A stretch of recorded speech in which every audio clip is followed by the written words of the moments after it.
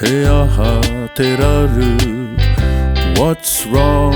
He tino kino taku mataku, I'm really scared. I aha tia, what happened? I kite au I te taniwha, I saw a monster.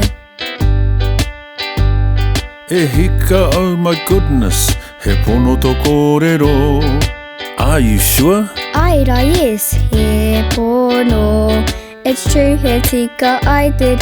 I kite au I te taniwha, I saw a monster.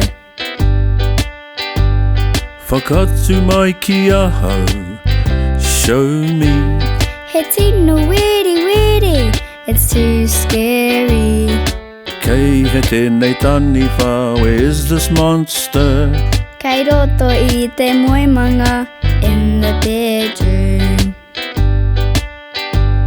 Kia tirohia e au, I will go and see. Kei hea taua taniwha, where is he hiding? Kei kora, over there, I te kokona. Kia tūpato, kia mātara, go carefully. Whakakahia mai te rama, turn on the light. Ka kite koe I awai, who do you see?